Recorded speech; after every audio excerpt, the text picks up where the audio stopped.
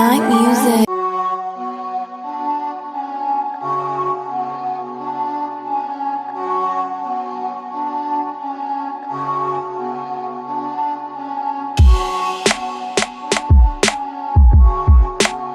Midnight music.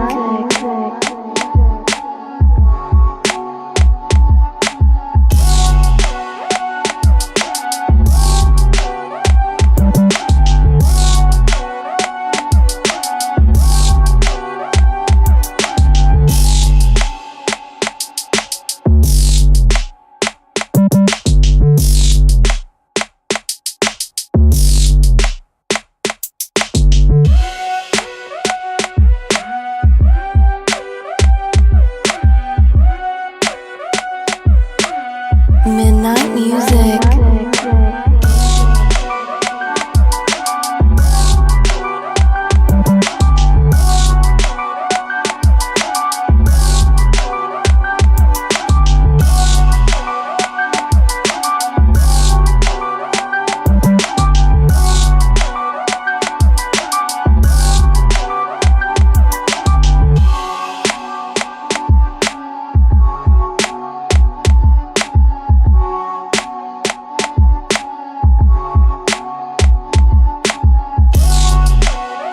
Midnight music.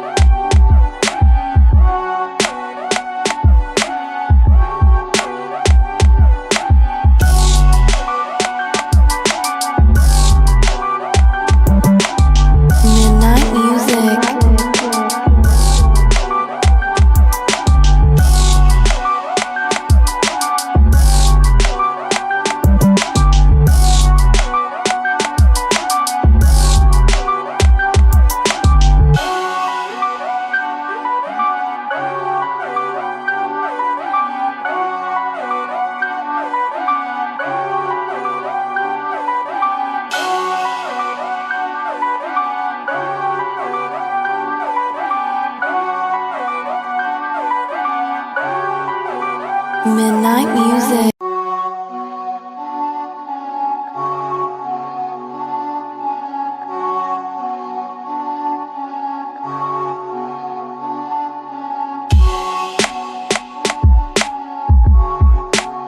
Midnight music.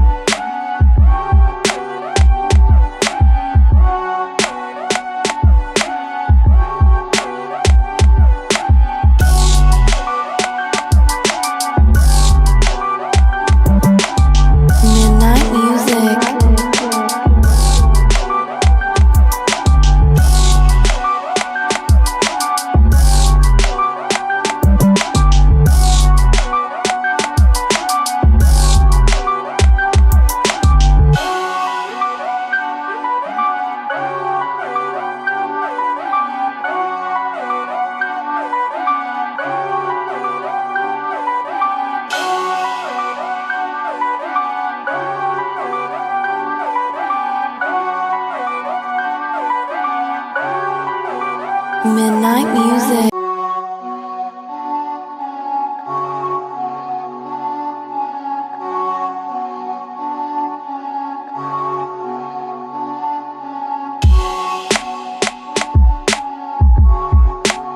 Midnight music.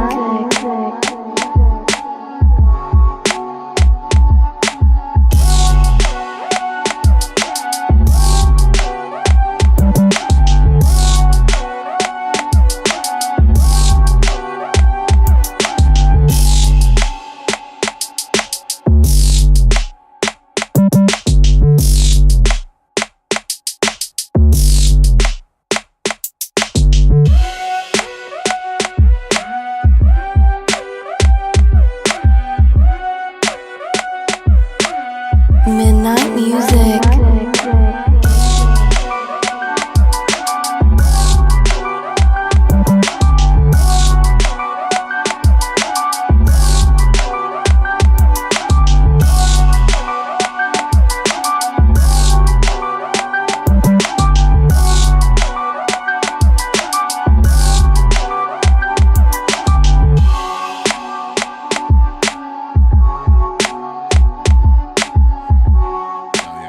NXT is on right now, so I am kind of looking at it right now. They changed the logo again. It is holy shit! They packed the house Oh, this is the first time on CW, right? in Chicago. They packed it out, yeah. So if you get the CW app, you can always watch NXT for free because the CW app streams all of our shows for free. It's all right. I got Hulu cable on the Or that computer too. here. Yeah, they packed Allstate. HBK is coming out. So the new NXT logo is just like literally like silver and black. Like a Raiders motif. And like Interesting. and like block metal letters. And they're using the same stage that they do for Raw and SmackDown. Currently at the moment. Very interesting. All right. Channels. And they give them the LEDs too.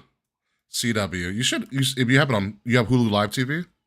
Yeah, but it's like once my parents have it at home, Mhm. so I can only access it on like a computer for some reason. Yeah, here it is. Okay. Like I can't get it on my smart TV. I can only get like the replay things, Interesting. but I can get it on my computer. That's really weird, but interesting. It works. It doesn't make any sense. Yeah. So like I have to watch SmackDown on my computer. Yeah. Okay. No, I like the black. Oh, it is packed. Yeah, I was like, holy fuck, they slammed that place. That's a shitty arena that they love to go to in Chicago. I mean, it's great for the acoustics. I'm not gonna lie. That's when we went to? Yeah, Allstate. Seats are too small. Yeah, seats are too small, but the acoustics are amazing. I like the new logo. I like the gray and black. It's simplistic. It reminds me of like the Takeover logos. Like a Takeover feel. Like Takeover Brooklyn specifically. Mm-hmm. I kind of wish they would have kept the gold in it, like a little hint of it. You know, because all the other shows have like a specific color to them. Yeah. I can see that. Yeah, but I like it so far. But holy fuck, they slammed that place. I like how Sean still uses the same music. I'm not your boy, toy. Sean, you're 60. Like, what are you doing? Oh, it's new belts who's too. The ring announcer. Mike Rome. They switched. There used to be a female NXT announcer, and then they brought her up, and they brought her to SmackDown. They brought her to SmackDown. They brought Mike Rome down. Yeah, she's fine on SmackDown. Yeah, she's cool. So they have new NXT belts. Oh, hey, Trips is here. Holy fuck, this is gonna be a wild show. This is gonna be a wild show. So you picked a great place to do this in Chicago with Trips is rolling out of the crowd. Hang on, let me go to live. Fast forward. Yeah, he's debuting. The new belts have a new NXT logo in the middle. You said Trips is here. For some reason, I checked the chat. I'm like, who's Trips? No, it's not that Trips. Charles might join us next weekend, actually. Or next week. Because Charles... All right, classic DX, are you ready? Ooh. You seen the belts? Yeah, those are pretty. Those are nice. So I like how the women have the white straps. They had the white stripes before that with the Yeah, no, I'm saying in general. I think that's a very it's a very nice touch because they're kind of prettier. Yeah, it depending on how you do it. Ooh, all right. Yeah, we're getting the women's title match first, Julia and Roxanne. But we'll go back and forth with that as we continue to do the show. What if Sean comes out and goes, "So, you guys see me in that Vince McMahon documentary? That was great, right?" Yeah, Charles is joining us next week because he's off and he's going to Bad Blood. So we'll get a first-hand account of what Bad Blood is like. Is that what? Is that next weekend? It's this weekend in Atlanta. Yeah, I was gonna say it's this weekend. Yeah, this weekend in Atlanta. Well, we got there he is. Circumstantial hubris. There he is. He's goddamn right. He's watching. He tried to call me like 10 minutes before I was doing the show. I was like, I'm about to do the show. What do you need? Let me turn this phone down. Turn this phone on silent, actually. Everything, but so far I like how this looks. I'm glad I DVR'd this. You know what? The more I see the new NXT logo, the more I'll be accustomed to it. I just miss the gold. Like I like the kind of the metalish, the it shines a little bit more. Yeah, like the metallic. Yeah, but I just kind of miss the gold part of it. God, that NXT. God, the NXT belt I bought in New Orleans is now like 2 generations ago. All right. Yeah, it's kind of crazy. All right. So as NXT's going on and stuff, hope it shouldn't mess up my audio. Yeah, we're good to go. You ready to go, Will? Yep, let's do it. I'm rolling. Mm-hmm. Oh, it's so nice to use Audition on a computer that actually works. Now it's just the OS.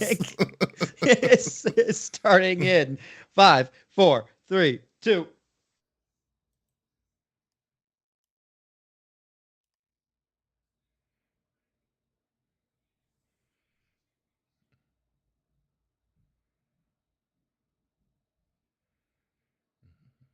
Midnight music. Coming up this week on Kings of the Rings podcast, we are back for the very first time in spooky season. There's a lot of blood that we have to shed. Bad Blood, in particular, coming live from Atlanta, GA this week, and we're going to talk all about it. And plus, I don't know if you know, but there's some weird shit going on in the world with baby oil, SummerSlam, Royal Rumble, and there's a Netflix documentary about Vince McMahon. So all of that and more on the 390th episode. We are almost at 400, the 390th episode of Kings of Rings podcast, exclusively here on Wrestle Addict Radio, and it starts right now.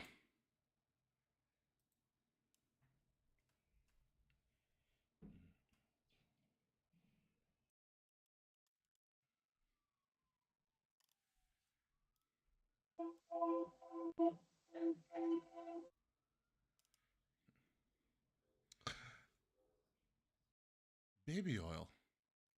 Yeah. Baby oil. Yeah, dude, it's a lot of weird shit. It's really weird. Yeah, it's wildly weird going on these days in the world right now. But we are back to bring some sanity, probably no sanity at all whatsoever, to this world. Ladies and gentlemen, welcome to King's Rings Podcast, episode number 390.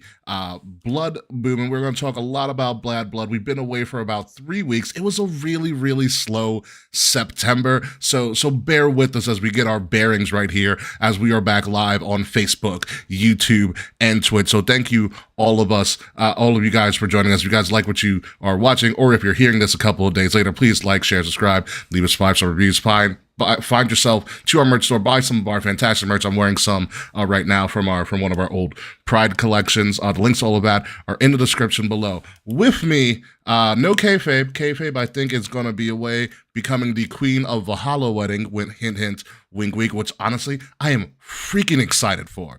I'm so pumped. I'm very excited for. But again, with me, as always, the founder, the proprietor, the man who has a fast pass to all of the freak offs ever in the world, Will Tarashak. How are you?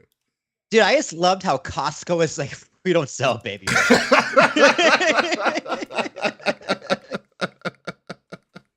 But no, I'm good, man. I'm good. I really want to do a show last week, but at the same time, you were like, let's take the week off. Not much going on. I'm like, all right, that sounds good. Because I went back home, and my brother and I found out that Steam, you can do a library thing, like a family Steam account. Oh, so you can share games. So we can share our library. Nice. So I came home to a library of 650 games total now. I had to go through a lot of them to see which ones were worth installing. First of all, I had to buy a new hard drive so I can install a lot of them. Well, yeah, that's also a thing too. So I've been playing so many Doom clones lately. Jesus. So yeah.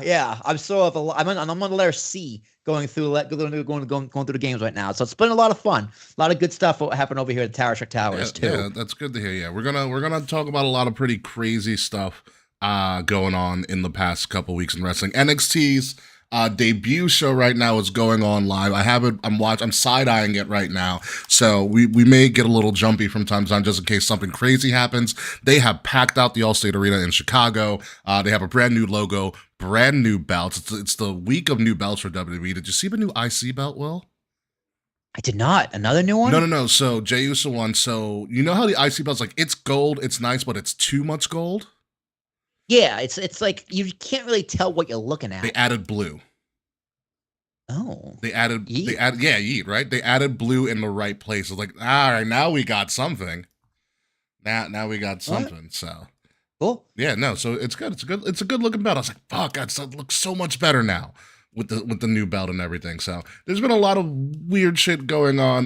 We're probably gonna gloss over AEW Grand Slam because I was gonna talk about it if Kay was gonna be on the show, but Kayfabe is not there. But we can talk about something else with AEW. I think it's gonna be really important before we get into Bad Blood. But first and foremost, I don't know if you know, but Vince is kind of a weird guy. Yeah, genius. Yeah. Genius to a wild level. Like, we're talking like Ringling Brothers and Barnum and Bailey, like type of genius, but also just kind of a weird guy. There was a Netflix docuseries that came out at the end of September calling it Mr. McMahon, kind of a breakdown of the character of Mr. McMahon as it compares to the real life person of Vincent Kennedy McMahon, and whether or not those two things are one of the same or two completely different people. There have been some interesting reviews for somebody who is very knowledgeable of the world of WWE and the history of WWE and the trials and tribulations, in particular to Vince McMahon. A lot of this stuff isn't new. For somebody who may be a casual fan or doesn't watch the product at all, but have heard a lot about what's going on with Vince, as of late, of the last 6 months or so, you kind of wanted to tune into this as well, and you probably learned a lot. I've had those opinions from casuals. I had those opinions I heard those opinions from people who really watch wrestling on the regular, some of our podcast friends. I myself have not watched it yet, but I know Will has, and I know a lot of people. I sped through it. Will sped through it, and I know a lot of people have tuned into it, especially if in the first week. Charles says lock him up, probably. I read the indictment. That's all I needed to know.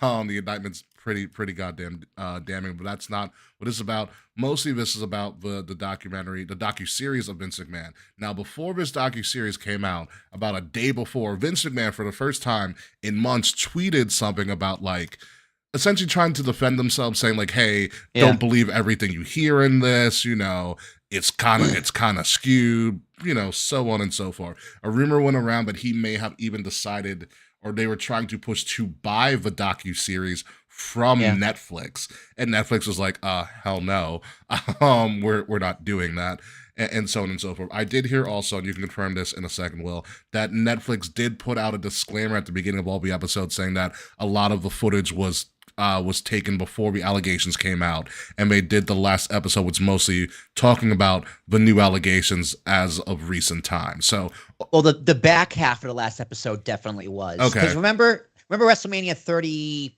whatever when in Dallas when he got stunned by Austin that one last time. 38, yeah. That 38, that was the original end of the documentary. That's where it was supposed to end. Oh, so okay. You can very much tell that the documentary was going there and then it was going to end there. Mm-hmm. And then they had to add on like another 20 minutes.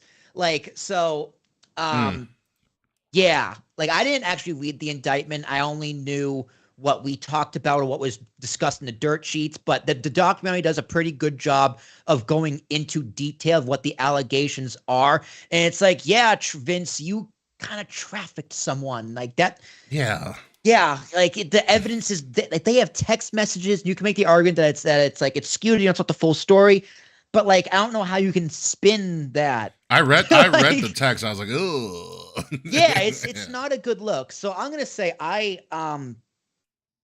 they had to put that disclaimer. I'm Yes. glad they did because I'm also first off props to Netflix one for releasing this documentary Yeah. because they just signed WWE to 10 years, $5 billion.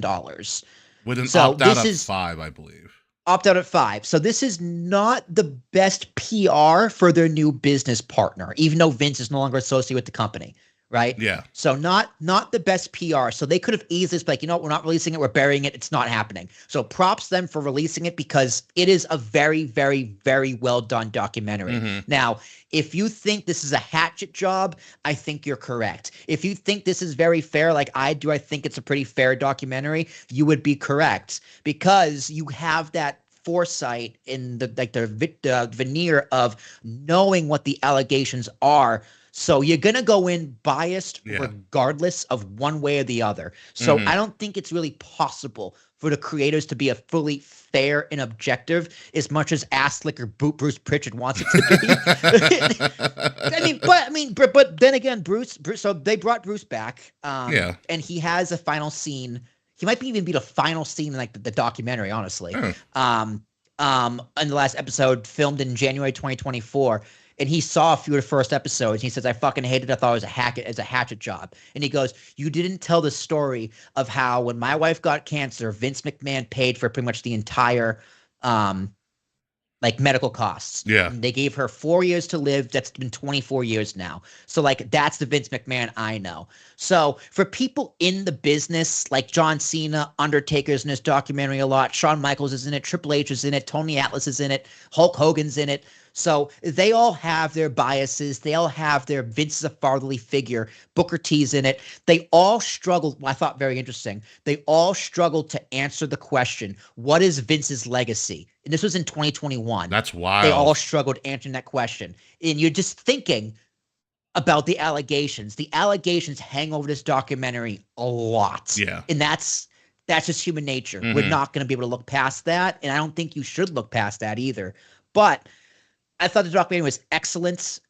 If you don't know wrestling, you're gonna think this man's a psychopath. If you do know wrestling, you're gonna think this man's a psychopath, but you understand why he's a psychopath. Yeah. And Paul Heyman has a great line. He goes, Vince McMahon controls everyone around him, but the business is the one thing that controls Vince McMahon. And it doesn't matter if you're his wife, his son, his daughter, or his best friend. Nothing comes before the business because the business owns Mr. McMahon. And it's true. That's a great way to sum it up. It is. I'm paraphrasing too, because Paul Heyman said it much more eloquently than I ever could. I could imagine. But and that's what you get. This guy just and the one person who can answer that question, legacy, was Tony Atlas. And he goes, he's the greatest promoter of all time. No matter what else you want to say, you can't take that away from him. And that's what I took away. Like you can think Vince is a dirtbag. Like after learning more about those allegations in that last episode, yeah, I definitely changed my view on Vince McMahon. This guy, I was coming in here ready to balls, guns ready to defend this man because the first 5 episodes, I'm like, he's technically right about a lot of things. Yeah. Like they bring up the lawsuit with Sable because Sable accused him of sexual harassment, and Vince just goes, "Yeah, I don't really remember much of that lawsuit, but I remember she came back to work." And then they cut to Sable coming back to work, and I'm like, you know what? He's technically right, right? He's technically right. They settled, and she came back to work, so it couldn't have been that bad, right? The affair angle, like the documentary wants you to think that he's hiding his real life, like negative things like affairs or sexual harassment or what we know, and bring it into storylines so we can blur the lines of truth and reality between who is Mr. McMahon and Vince McMahon and blurring reality. And he's technically right because they do that a whole angle with Trish and the affair and Linda. Yeah. And Trish and Vince are all defending the angle. And Trish was like, yeah, this was Linda's idea. Like, kiss me on the forehead so we make it evil. Even Linda defends it. She's in the documentary. Yeah. She defends it. So Vince is technically right, right? You know, and, So it's one of those things in hindsight where it's like, well, was it art imitating life, or or did it act, or like was this just literally just an angle, or had he been doing this the whole time? And you can go, you're never really going to know either which way.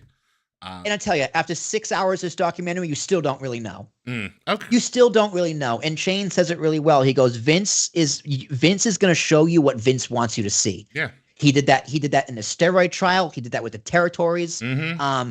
I didn't know a lot about Vince's childhood. I didn't know he was abused. I didn't know he didn't meet his father till like teenage years. I didn't know he had severe daddy issues. Yeah. Like allegedly, Vince tells a story that his dad never told him he loved him until the day before he died, which like is Vince living his own delusion that actually happened, or is Vince's dad just a complete piece of shit? Like there's a lot going on with this man. Yeah. But he also doesn't do himself any favors. If you want to say it's a hatchet job, it's like, well, Vince, here's word for word what you said. He goes, I did not rape this female referee. I can't remember her name. Yeah, I remember that story. But he's like, but even if I did, it was beyond statute of limitations, so it doesn't even matter. It's just like, oh, so you totally raped her then. Yeah. like, what are you doing? Oh what are you God, doing? Vince. It's like he also had a story where it's just like, I have 3 minds in my mind all at once. Like, I'm telling you this, but in my mind, I'm thinking something completely different because you guys say something to the public that you're not really thinking. You guys say what to say, but it's not really what you're feeling. And the interviewer goes, what's yeah, I get that. But he just comes out and says it, right? So the interviewer says, so what are you thinking? What's that other mind thinking right now? He's like, oh, something fun, something crazy, something sexual. It's just like, Vince. oh my God. Vince. Like, what are you doing? It's just like, and you immediately go to the allegations. Right? So it's at some time it's like you didn't do yourself any favors. Yeah. But to Pritchard's point, you know, they don't really go into like how if wrestlers are injured that he takes care of medical bills. They mention the union in Ventura. They mention Chris Benoit. They mention Owen Hart. But they also like, you know, there's a CTE doctor who used to be a wrestler. Chris Nowinski. He's in a documentary and he defends Vince. He's like, listen, after Chris Benoit, Vince called me and was like, hey, can you come and talk to the wrestlers about CTE? We want to investigate and learn more and see if we can change. Yeah. And that led to the PG era. Yeah. Right? Chris Nowinski is also one of the people who led the charge. He's not the lead doctor led the charge, but a good amount of his research. Because remember when Chris Nowinski was literally like a Harvard grad, like Deuce as a wrestler, but he was literally a Harvard grad. Yeah, neuroscience. Yeah, he was a neuroscience grad. But a good amount of his research also led to the cases against the NFL. The NFL changing a lot of their tackling policies and stuff. Yeah, and a lot of WWE policies. So the interviewer asks him, you know, because the argument's made from both sides. Like, is Vince changing because it's the right thing to do for his company and the wrestlers, or is he doing it because it's better for business and advertisers and money? So can make an argument for both. Exactly. That's what Nowinski says. He's like, listen, it doesn't have to be one or the other. 2 things can be true at the same time. And as long as both interests are aligned, it's going to work for everyone involved. I don't see the problem. Yeah. So he pretty much said, I don't care. It's good. It's the fact that the change is happening is good. So they do shine Vince in a good light of adapting to the change of what we're seeing in the world. Yeah. They do defend a lot of the Attitude Era stuff with that was just the culture back then with like the attitude and the revolting and the sex and all that stuff. Pushing of the limits, which pushing the envelope. Yeah, which at the time, it was kind of the thing to do. Yeah. Across all of sports, across all of TV media. He was like, we never set trends. We always followed them, which is pretty correct. Tony Atlas said again, I think it was Tony Atlas, like, if you want to know what's going on in American culture, turn on wrestling. Pretty much. And it's a reflection. And the thing with, the wrestling's always been kind of a mirror if done correctly. And usually pro wrestling, I think in general as a whole, takes pop culture and then like kind of just usually does it the best. So in different forms, whether it be comedy, whether it be like serious tones, or making a mockery of something. They usually do. Sometimes they're SNL, sometimes they're West Wing. You know, that's pro wrestling, you know, from time to time. I'm hearing that we have a Cora Jade return, which I think is very, very interesting. Ooh. Yes, as Roxanne won the first match, Roxanne beat Julie, and it looks like they gave him a good amount. They gave him like 20 minutes. They gave him a good amount of time. So they gave him like 15 to 20 minutes. So they gave him a good amount of time with that. But yeah, there is the other thing. It's, you know, as a casual, you're going to go into this documentary and you're going to see all this wild shit. And for us, it's like, oh yeah, that was just Tuesday on Raw. That was like the Tuesday after Raw. But I think us as like commentators on pro wrestling kind of do know the other side of Vince, where WWE and Vince are notorious in a good way for assisting a lot of wrestlers way past their time in the company. Did it for Scott Hall, X-Pac, you name it. There's usually a former wrestler that's like, you know what, I was down on my luck. I called WWE and they shelled out everything for me. Yeah, they mentioned that too. They go, WWE offered rehab to everyone who asked for it, whether they were at the company or not. Yeah, I mean, look at how many times they offered to help Riddle. Yep. Vince was also pushed on the death of young wrestlers, Mr. Perfect, British Bulldog. Yeah. And Vince, even his old age, was still stubborn, like, I had nothing to do with those deaths. Right? Like, he took no responsibility, which, you know, I see both sides of that as well. Because, like, listen, they worked for you. They got this, you know, pain pill addiction because you had a tight schedule. You needed this thing. Yeah. But Vince is still technically right, saying these people had agency. They made their own decisions. I didn't force them to take steroids or to pop pills. They did that on their own. Yeah, which is what the steroid trial was trying to connect him to. Right. So again, Vince is technically right. Yeah.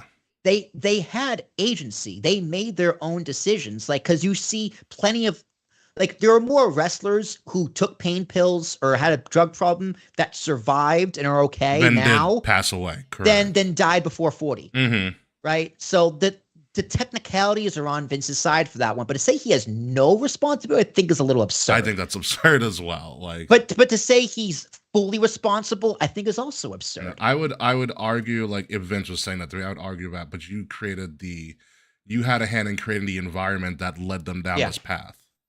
Yes. And if you knew it was happening, or you should have known it was happening. Yeah. It may not be your fault, but it is your responsibility. Correct. Yeah. There you go. Yeah. There you go. So the Mr. McMahon documentary is out now on Netflix. You know, definitely watch it. Yeah, watch it. I think it's very well done. It's very incredible. You can skip episodes 2 through 3, and 4 because it tells you a story of WCW. WrestleMania is like 3. Yeah. And WWE has made like 7,000 documentaries about all of those things. ESPN has a documentary XFL. Like, you can watch it somewhere else. But you need that for context for non-wrestling fans because a lot of them are watching. Correct. Right. Yeah. And also poor Shane. I've heard a lot about that too. Yeah. Shane cries a lot in his documentary, and it's just like, man. Yeah. You're too nice to be in this family. That's probably why he's about to go to AEW, if you believe all the pictures with him and the Young Bucks lately. So I think he should. I think he should go to AEW. Why not? I want him to buy out Tony, is what I really want to do. I was like, McMahon's Own Wrestling again. God. Oh, yes. Shane doesn't have enough money, though. He probably doesn't now. Shane needs to wait for Vince to die to find out he didn't get anything in the will. Oh my god, I have this fantasy in my head that Shane's just a sleeper for WWE. And he's the sleeper agent, like Vince Russo and WWE. Yeah, so definitely check out the McMahon documentary. Definitely a must see, whether you're a casual or a diehard wrestling fan in any way, shape, or form. But let's move on to a bunch of wild shit that WWE has decided to do. Like, for instance, Saturday night's main event. You know, that thing that happened during the golden era and the new age of WWE. That big thing that they did randomly that sometimes preempted Saturday Night Live, much to the chagrin of Saturday Night Live. You know, they are bringing it back for the first time ever. Saturday, December 14th on Long Island at the Nassau Coliseum, the birthplace of Saturday night's main event. So Triple H is definitely doing a nostalgia pull here. Tickets are absolutely astronomical and it fucking sucks, but I am still... No, how much? I saw $190. Ooh. Yeah. Where, though? Where? Like the mid to lower... Like 200s? No, we're talking like 100. Because it goes like 10s, 100s, 200s, so it's like 100s. Okay, so it's like second level. Yeah. Ooh. Yeah, I was like, it's like where we were saying for Evolution, that level. Yes. Yeah. Ooh. Yeah, I was like, come on, guys. I was like, come on. That's a little steep. Yeah, you know, so Saturday night's main event is part of, I believe, the contractual obligation that WWE made with Peacock and NBC, saying that they had to put on 4 primetime events. So expect 3 more of these primetime 3 more of these primetime Saturday night main events. Dude, Clash of the Champions is coming back, probably. Just so they can keep the copyright.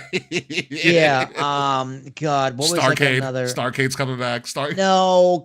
Well, Clash of Champions was Clash of Champions a WCW thing? Clash was a WCW thing, and so was Starcade. It was, but that was like a one-off, like a quarterly thing they would do. Clash, like Saturday night's main event. So you need like a quarterly thing they used to do. Shotgun Saturday Night. No, it was not quarterly. That was every Saturday night. No. Watch them bring back like Sunday Night Heat randomly. God, Velocity. Bring back Velocity. I wish they would bring back Velocity.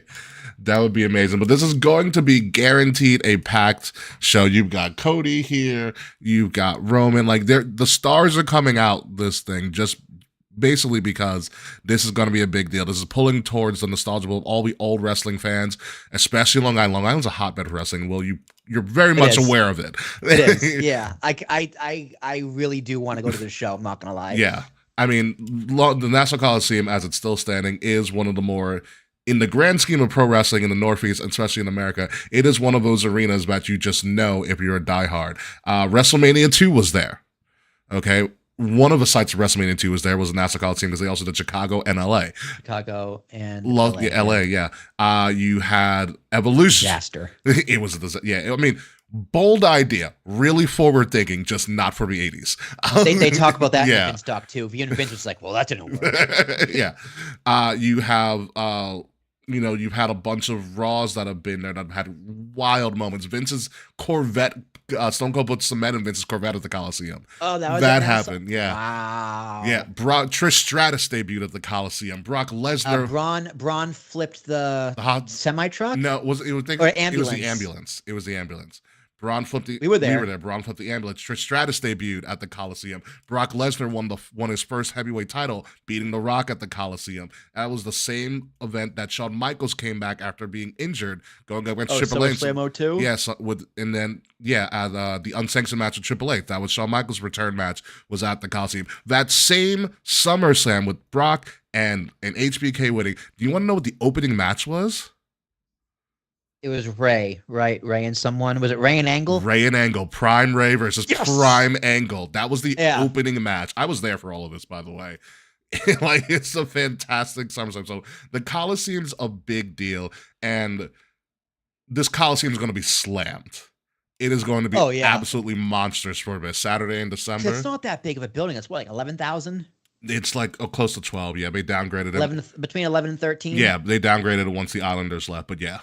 Yeah. Yeah, so it's going to be slammed. It's a low roof. It's going to be loud. Great for acoustics. Yeah. Great for acoustics. The Coliseum in general, there are many famous artists. We're talking like Madonnas, like the Madonnas of the world. Their live albums, their live concert albums are at the Coliseum because of the Coliseum. Because of the acoustics. Yeah. Yeah, the sound is so good. Yeah, so Saturday night's main event is going to be a big thing. And if you thought WWE was done making announcements, they weren't, because they also said, hey, remember when we were going to give Minnesota the first ever 2-night SummerSlam? We lied. It's New Jersey. It's New York, New Jersey. It's going to New Jersey. No, they're not saying New York. They're saying New Jersey. They are saying New Jersey. I think because New Jersey's like, no. You want this tax break? You want this money? You say New Jersey. Yeah. Which good on New Jersey, first of all. New Jersey should be like, listen, if you want to bring the Philadelphia 76ers to Newark or Camden, you're changing the name to New Jersey 76ers. As they should. I want the New Jersey Jets fucking immediately. You don't want the Jersey Jets, trust me. Although it has a great ring to it. I do like Jersey Jets. It does. I just want it because it's funny because the Jets are that bad. Yeah. So SummerSlam was literally just announced. It's gonna be 2 nights, August 2nd, August 3rd. This fucking summer. You do know what this means, Will? We can't go to All In Dallas because that's July. Oh shucks. Yeah, that's July. I was all prepared to be like, hey, let's just go to All In Dallas, and I think I also have a wedding 4th of July weekend, which is gonna blow. Dude, I'm not gonna lie though, I hate MetLife Stadium. I hate getting there. I hate leaving there. That's why I'm driving. This makes me not want to go. Are you going to drive both nights, though, or? I don't know yet. Oh, you're gonna crash at my place. You want to crash at my No. place? Well, it depends because I literally told Charles this. I was like, "Hey, Charles, I guess I'm going to see you in August." He's going, "God damn it," you know. Yeah. Uh, I mean, depending where I'm living next summer. yeah, and even so, you remember Will Gray from Bot Spots and Chair Shots, the chef? Of course. Yeah, Of course. I leaked this to him. He's like, yo, me and my girlfriend Allison might want to come up too. He's like, I've never been to New York. I was go, say no more.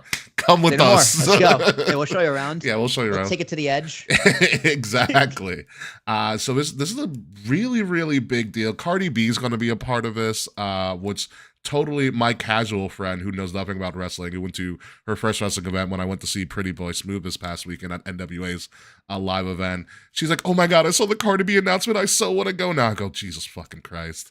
I was like, damn, WWE's really good. Cardi, man, she got that effect on people. I guess so. She's making up for the SummerSlam she didn't do like 2 years ago. She got pregnant. Oh yeah, that's true. That's true. And so and it's up, and it's up, and it's up, and it's up. Yep, that was the song. theme. Yep. That was the theme. You know what I'm thinking about with this, with SummerSlam in general? Because I was like, wow, they were really steadfast on doing the first one in Minnesota. Like they were really pumped for that, and they pushed that for a long time. But my thought with this is that SummerSlam, since it started doing stadiums the last couple of years, has gotten better attendance-wise. Like Nashville was only like maybe half of the arena. You got close to 3/4 in Cleveland.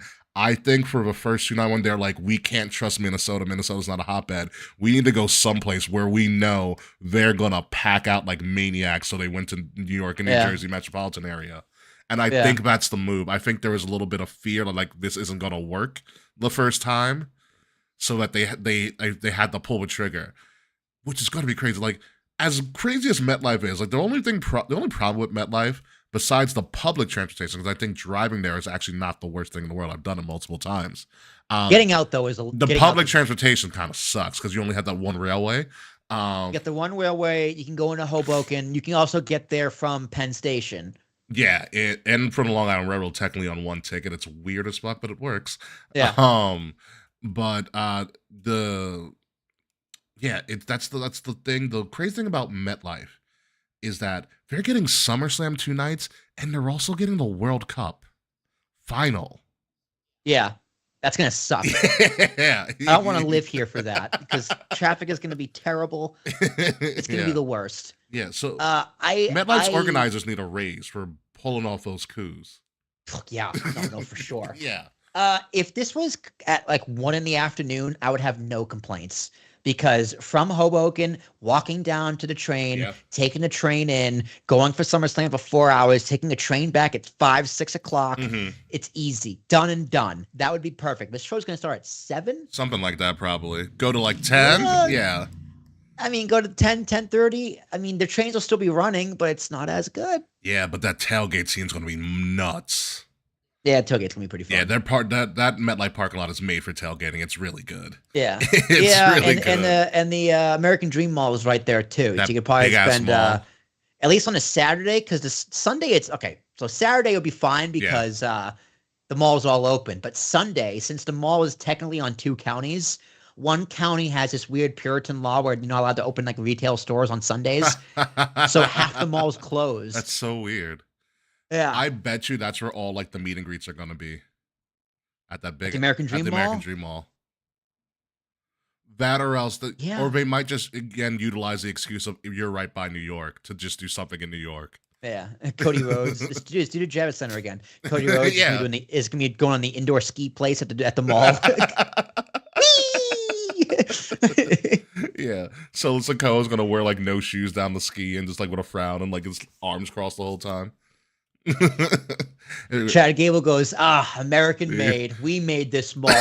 That's why it's a fucking failure and a dump. That place is hemorrhaging money. It's so big. That place might be closed by this SummerSlam. Probably because it's not open on Sunday. You know, the day where everyone has off. Yeah, where everybody usually goes shopping. Oh my God. So yeah, SummerSlam is coming really, really soon. Like I was like, wow, 2025, and then I was like, holy crap, that's next summer. So that's coming. We'll find a way to make it work. Also, after that, you know, I didn't put it on here, but we had SummerSlam. They announced Royal Rumble, for Indianapolis. Those tickets are going on sale. WrestleMania tickets are also going on sale. Dude, that graphic it's a February 1st, so it's just 2-1. Yeah. I think that's so brilliant. Yeah. Brilliant. Yeah. It's great. So within October, we don't know when SummerSlam pre-sale is. October's WrestleMania pre-sale. November is Royal Rumble pre-sale, which is kind of ass backwards to what they usually do. Yeah. If you love to go to these big fours, God help your soul and your wallet. Like that is a lot of back-to-back. We're going to move over to AEW real quick before we talk about Bad Blood. AEW had Grand Slam, the last, I guess, tennis court Grand Slam that they're going to have, because they are going to Australia, which apparently sales are not doing so well for their big pay-per-view in February of this year. MVP debuted and all of that. And, AEW was AEW. I haven't actually technically watched it yet. It's on my DVR to watch. What I do want to talk about with you, Will, is this. This Wednesday, AEW turns 5. Wow. Yeah. AEW going to kindergarten. turns 5 years old. And I think they have now officially outlasted the Nitro run. No. When did Nitro was 95. So okay. So they're a year away from the Nitro run. Yeah. It might have been 94. I thought they were 96. 96 no, 2000. it was not 90. It was not 96. Okay. WCW Nitro first episode 95. It was 95. Okay. September 4th, 1995. Last episode? Do we know? 2001. March 2001. Okay, so about 5 and a half. Okay, so they're getting there. 6. They're call it 6. They're getting there. They're getting there. So AEW's turned 5, and to celebrate their fifth anniversary, you're gonna get Bryan Danielson defending. Okay, I need to figure out the science in my head, because MJF made a great tweet about this. So, all right, there's going to be Bryan Danielson's putting his AEW title on the line against Okada, who's also going to put his Continental Championship on the line. Don't love it. However, the Continental Championship is only on the line for the first 20 minutes of the bout. That is what the graphics said. I shit you not. I shit you not. That is what the graphics said. Not gonna lie, that's very 2001 WCW. Do you want to know how bad it is?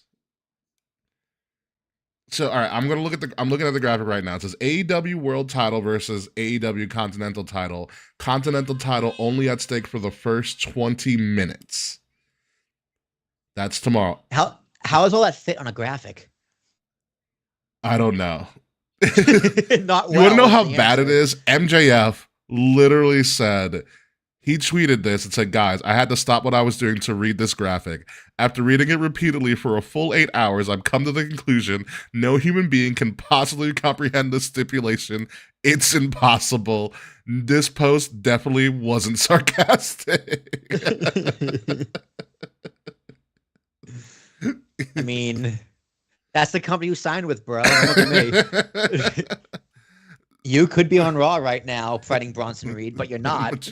Not at all. So, real quick, I mean, AEW turning 5, for all intents and purposes, they've done a stellar job. They've grown much quicker than WCW ever did, and has been able to sustain it. I don't know, dude. They got the NWO in under 2 years.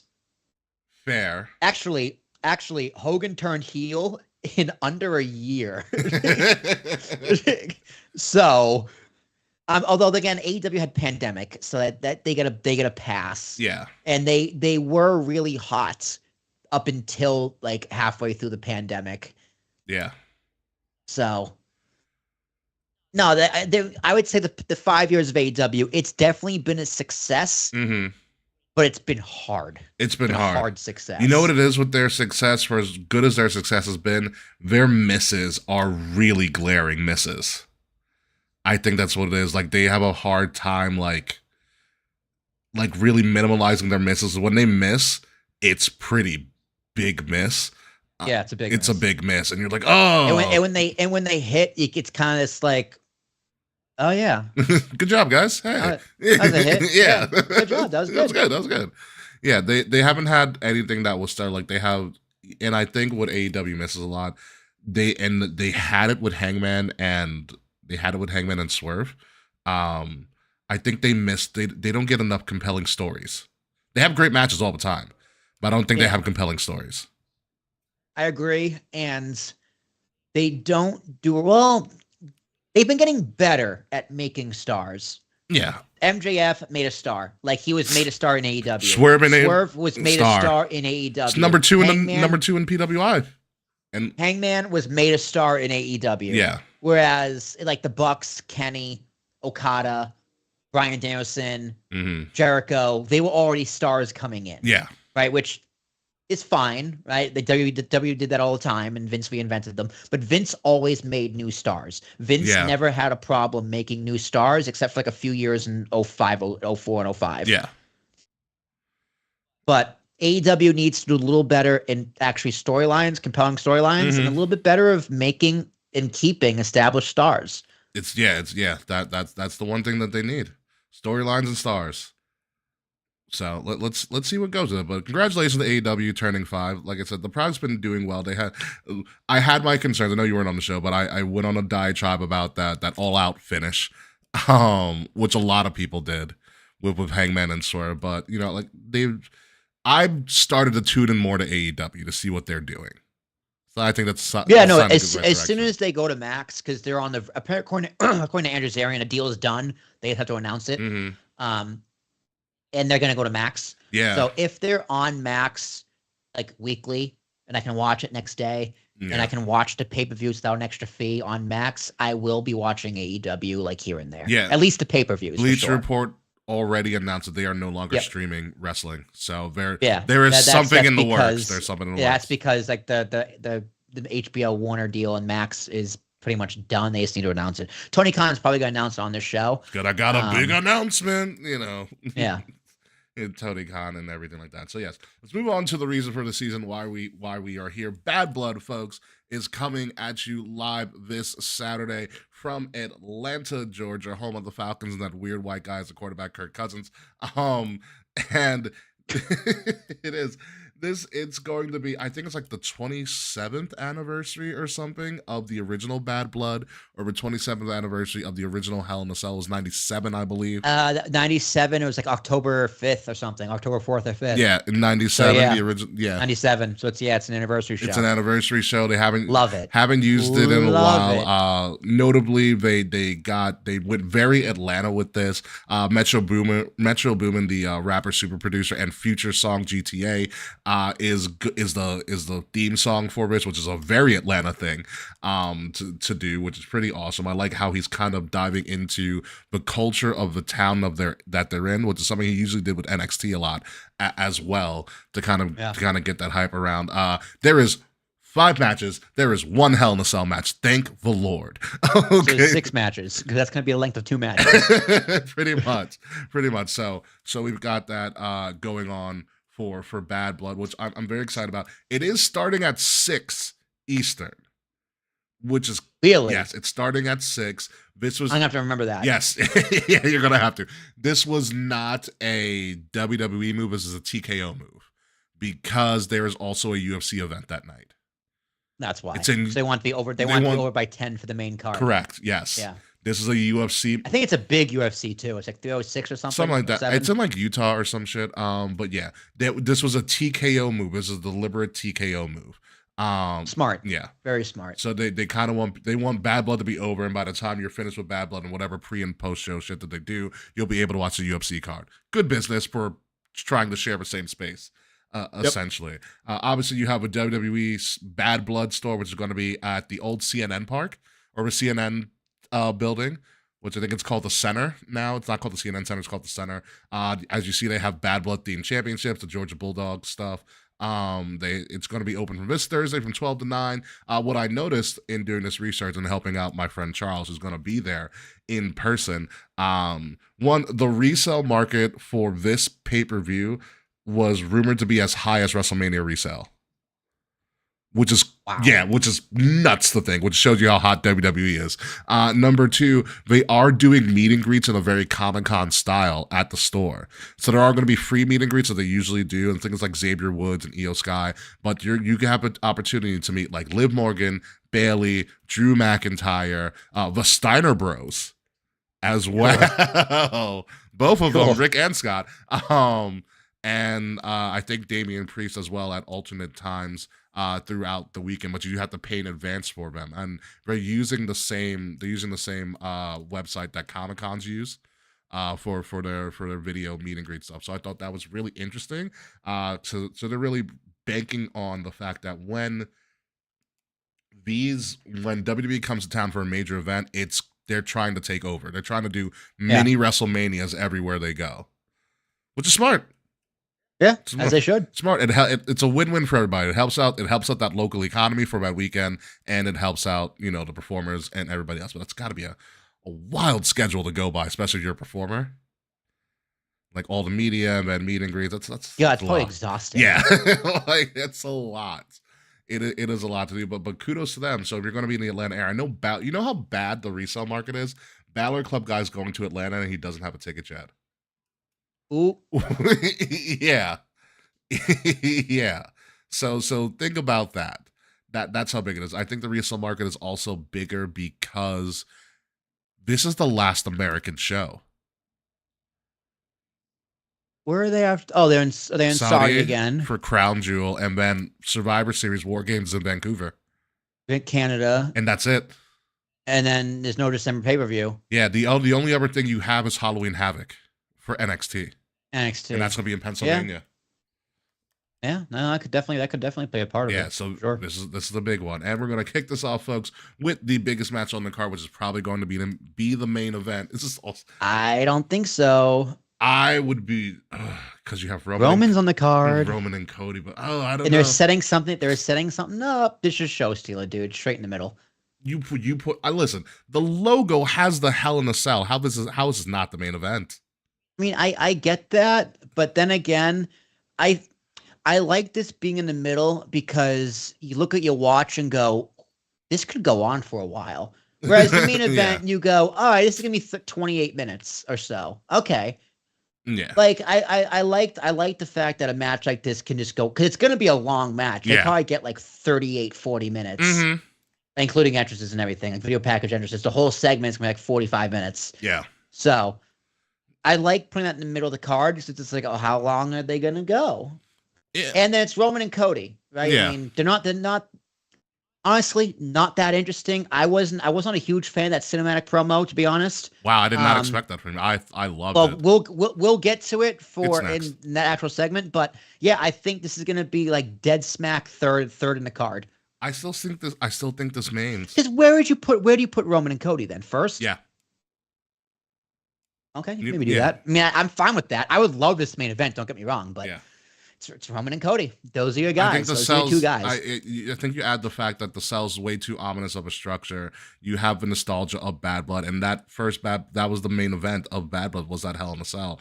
I don't think you put this in the middle or first. I think this has to go last, especially when you look at the longevity of the feud between Punk and Drew. It's literally almost a year-long feud. Like, this has to culminate somewhere, and I think them putting on the main is great. It gives CM Punk enough time to stretch so he doesn't hurt himself a lot as well. True. It's a good point. It's a really good point. But the matter is, like, this. Here's the thing with Punk and Drew. This has to end here.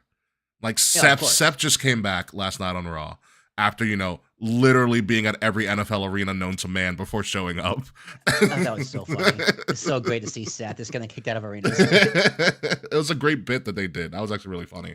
Because he's a Bears fan, too, which is great. He wore his Bears jersey, and the Bears aren't even playing. Hilarious. Fucking Seth Rollins. Yeah. So this has to end here because Seth's back, so they're going to move on from something. I'm assuming in the long-term goal, Vegas is Seth and Punk. I think that's what the move is. So these guys have to be separated at some point. The matter is, the whole thing is who gets the win going into this. And I think Drew won at SummerSlam, right? Yes. And then Punk won at the Four Corners. Yes. So it is literally a toss-up, but I think I think you give Punk the momentum here. I'm going with Punk. I agree. I'm also gonna go with CM Punk. If he's gonna move on to a bigger feud with Seth, he needs to win.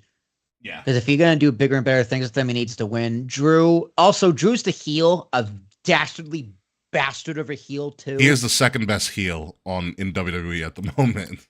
Like they also again, back to the Vince documentary, they made a point, like with Vince doing that angle with Trish in the affair. Yeah. Like Vince lost at WrestleMania against Shane, and Linda kicked him in the balls, and Trish slapped the shit out of him. Linda standing up after being catatonic for months is one of the best moments of that WrestleMania. Exactly. So the bastardly heel you want to see lose typically loses. Yeah. And that's been Drew. He's done excellent heel work in an era where it's hard to be a heel because a good heel is typically liked. Yeah. So Drew is a good heel where we generally hate him, we generally boo him, but we still like him because he's doing good work. Yeah. But we get the reaction you want, which is booing him, which means he has to lose. So Punk gets to win. Yeah, Punk. It's storytelling 101 over here. Yeah, yeah. I think it's gonna be I think it's gonna be a really fun, bloody match. I mean, they're already doing the nostalgia. Punk came out in all white. Drew came out in all black, so there's Taker and HBK vibes all over the place.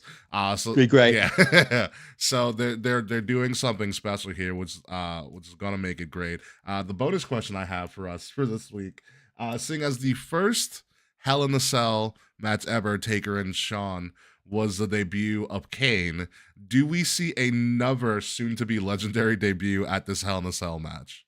The Hell in a Cell match in particular, not the Bad Blood pay-per-view. This Hell in a Cell match. Who would it be? No, like unless you want to count like the re-debut of AJ. AJ comes out. AJ comes out in a Kane mask and he's all short. Oh my! And she skips. She does the skip in a Kane mask and her short shorts. Yeah. No one debuts. But if you want to say a return, no, I say nobody. I don't think AJ wants to come back. I think she's too busy doing whatever the fuck it is she does.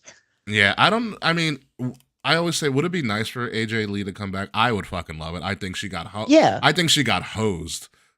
She did. At the time that she, decided to leave.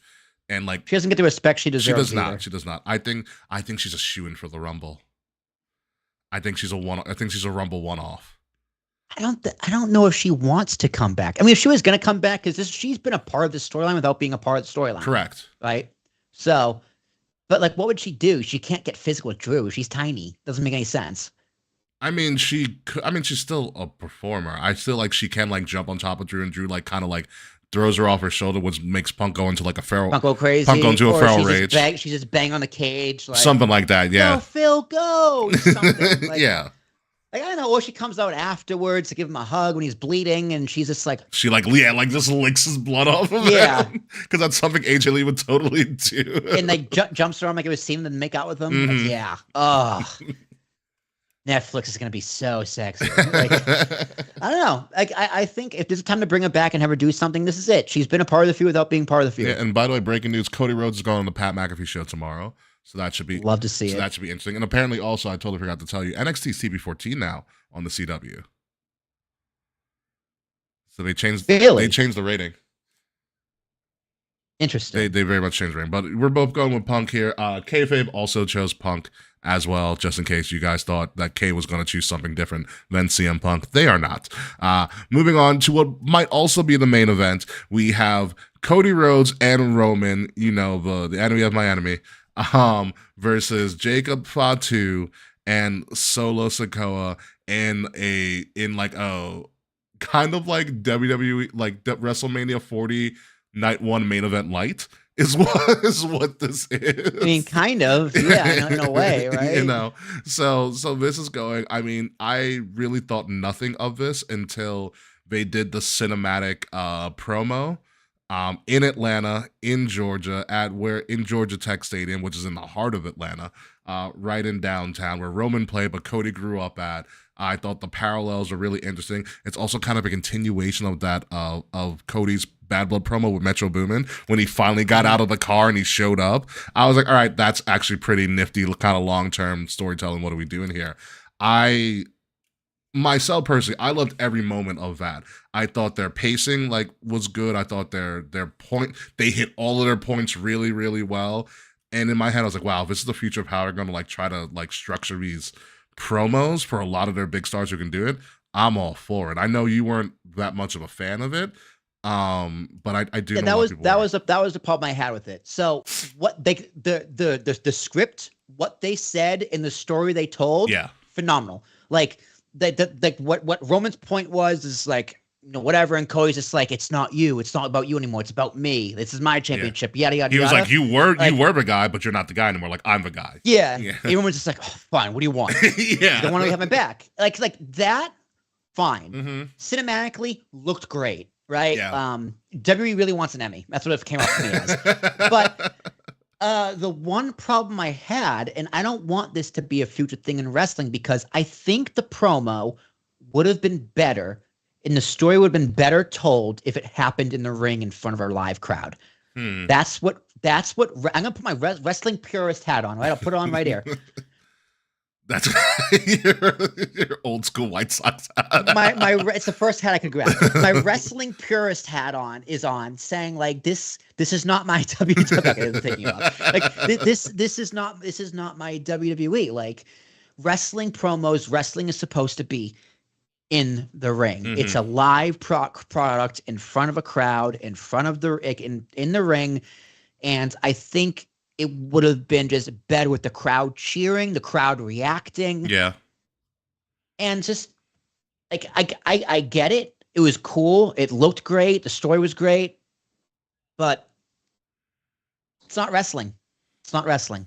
I understand that. And it's one of those things now what I'm thinking about a little bit more. You know, Cody and Roman are two performers that the crowd respects, so they'll be silent and listen. So to your point, it still could work in a live crowd. Yeah. But I think in the music and everything, it was a little cheesy. Not gonna lie, little cheesy. It was a little corny, little campy, little cheesy. Would you like it if it was just straight, just audio, no music, like even from the drive-in and all of that stuff, where it's kind of just like a raw audio of the entire segment? I think it would have been better as a video package, because that like they did a video package of it on Raw, which is a little edited and cut down, a little sped up a little bit. I think that was much better. It would have been great if that was part of the video package. But as a promo on Raw, that takes like 8 minutes. Because think about it, Roman was advertised for the show. You bought a ticket, went to the show to see Roman, and you get that. Yeah. You got Cody at the end of the show, which is cool, but you get that. I'd be like, what the fuck is this? Yeah. It's not wrestling. Yeah. So either way, like I said, they hit all their marks. It was freaking phenomenal. The Miz right now is on NXT doing Miz TV. A refreshed heel Miz, by the way. Thank God. I know he turned on R-Truth. I didn't watch Raw yet, but I know he turned on R-Truth. I was like, oh, here we go. He's got something. Apparently his house is up for sale in LA too. But we've got a refreshed heel Miz doing Miz TV with Obafemi and Vidon. Also, that SmackDown logo, I fucking hate it. I know you do. I like it. I don't like two letters as one. It just looks it looks fucking dumb. I like it. And you know what? I first thought I wasn't gonna like it, but like I can still read both of them. And so I honestly, real quick, I like the new SmackDown presentation. So like logo aside, I think it looks cleaner. They brought back like the live fight card. Or like their anime and stuff. Like I for some reason it just looks a lot cleaner now. Which I do appreciate with that. But back to this tag team. Roman and Cody, Solo and Jacob Fatu. This is a great opener. And also, don't forget, Cody's entrance is going to be done by a live freaking band. So that's, I think, another credence for this to actually be the beginning of the show. That's a good point. Yeah. That's a good point. Yeah. So but the live band who went viral for playing Cody's theme during a college football game. It's an HBCU band, historically black college and university, who got viral from doing that. Cody found them because it went so viral and everybody kept tagging him. And now, through the magic of social media, they are now going to do his entrance live which is a WrestleMania level thing on a B level pay-per-view or BLE. God, I would put that on my college. Well, they're already in college. I would put that on my resume so fast. Oh my Go God, for a marketing yeah, job. yeah. Like, bitch, look what I did. Yeah, you know, What have you done? performer at Mikey? WWE. Right.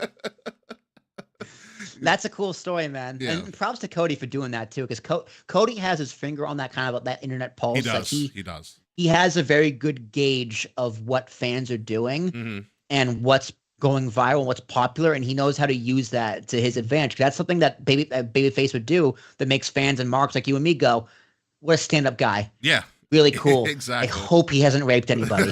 yeah, seriously. Yeah. So yeah, that's also that's a thing that's going to happen with that. So I think it's going to open the show. I think it's a great way to open on top of like Roman. I also think we're going to get some crazy Roman and Cody mashup logo, which I think is going to be like a special event type thing. God, I hope him and Cody do the ooh-ah together. Could you imagine? Cody just goes, ooh, and Roman just goes, what are you doing? what are you doing? It's like this. But because here's the thing. I don't. No, I do an ooh-ah off. Yeah, right. Roman's like, no. It's ooh-ah. Roman's like, no.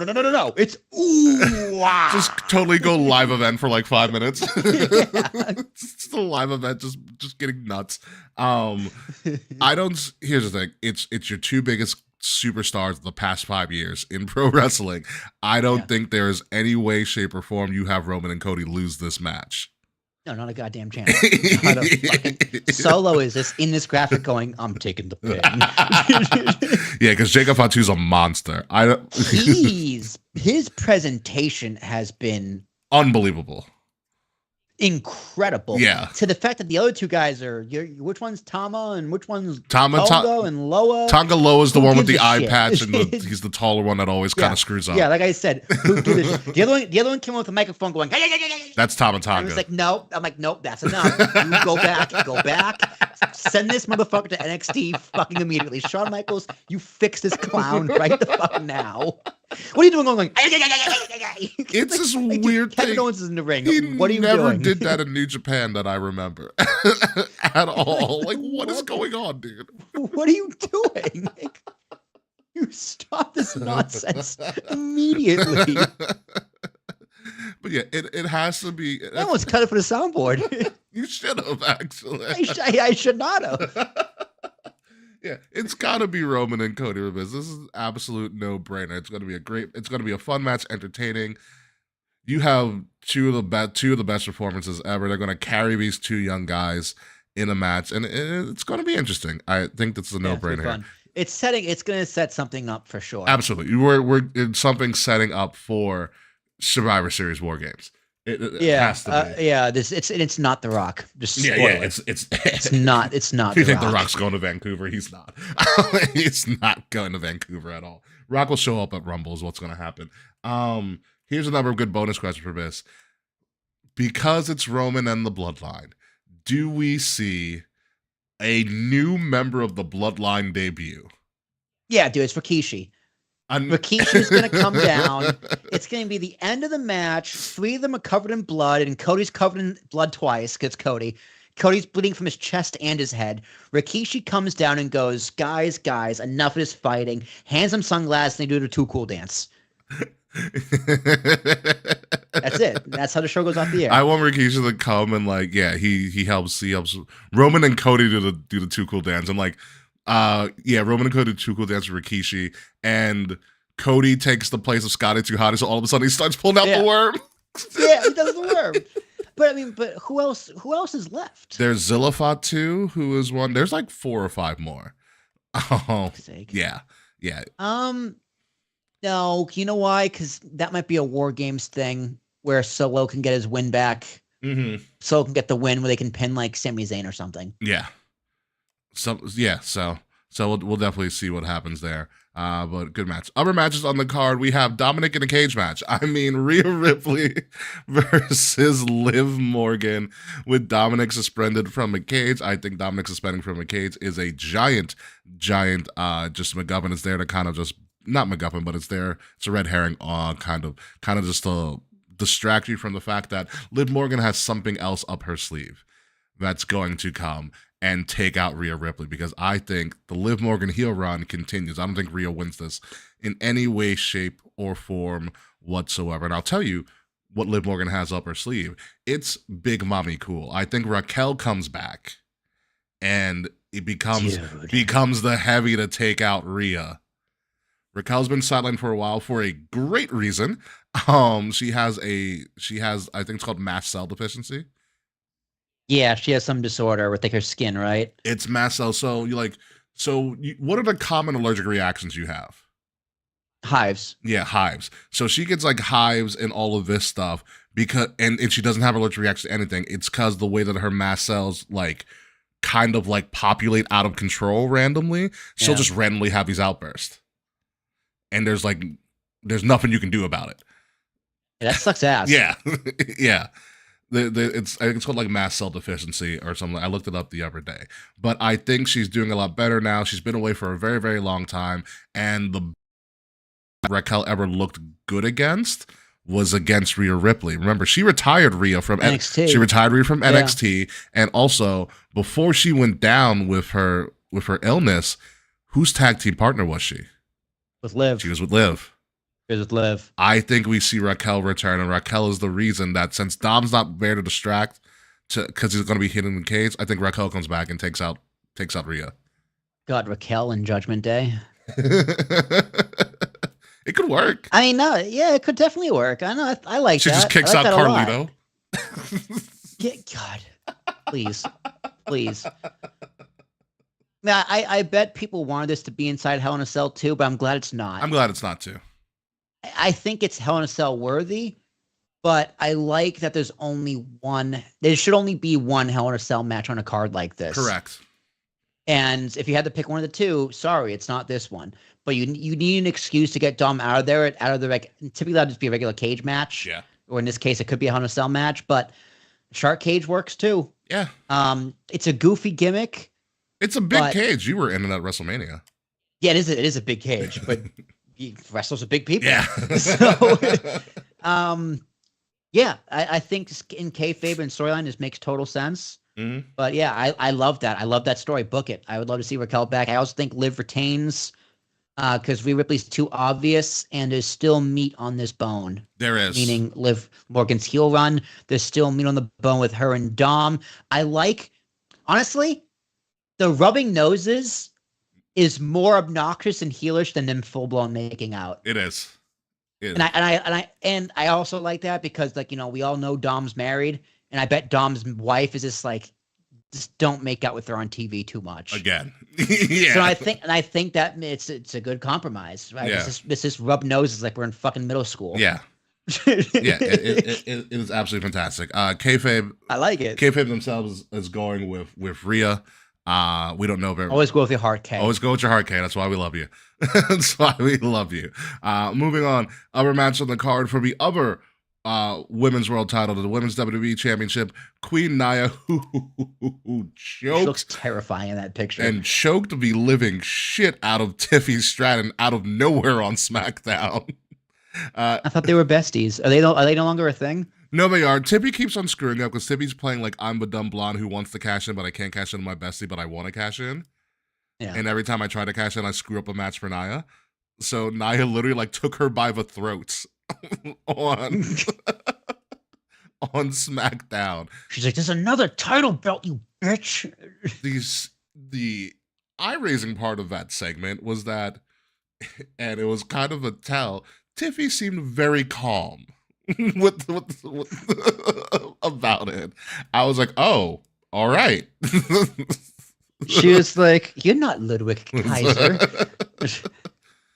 Oh man, she's going up against Bayley, who beat Naomi in a number one. Yeah, right, in a number one contenders match.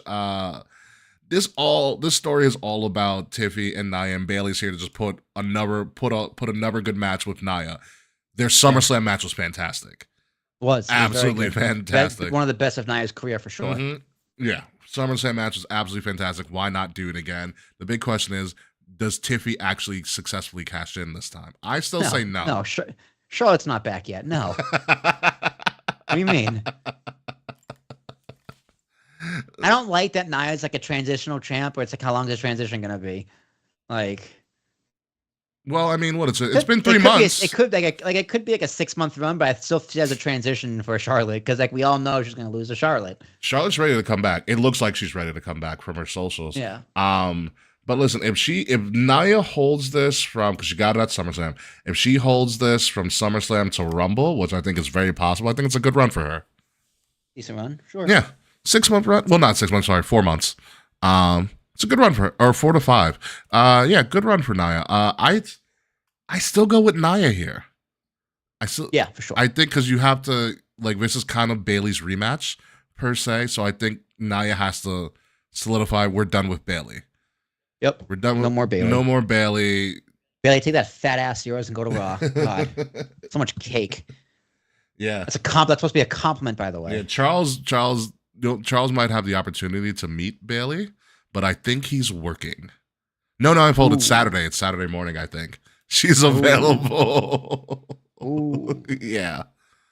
Sorry, Chuck. That's Chuck's girl. That's his woman in WWE. I've been a Bayley boy since forever. Bayley is always my favorite. Yeah, Hugger Bayley. So you're going with Nia as well. Yeah. I Kay also going with Nia. Good job, Kay. Appreciate you. And final match on the card. Hey, the two dudes in Judgment Day that actually matter don't like each other.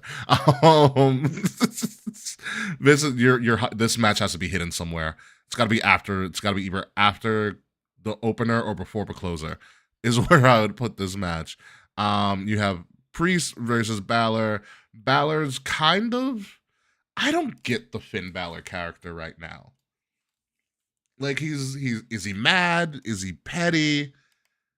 Does he have no direction? Like, is he really leader of a Judgment Day now? Like he seems a side character to everything else going on. Well, he is because Priest has been very wrapped up in with Rhea's storyline as well. Yeah. So Priest is playing second fiddle to Rhea, which means Balor's playing third fiddle to Priest. So, like, here's the thing. Balor hasn't gotten the heat. Judgment Day has gotten the heat. That's, I think, the problem with this feud with Balor and Priest. I agree with you on that. And Liv has gotten the heat because only she can attack Rhea.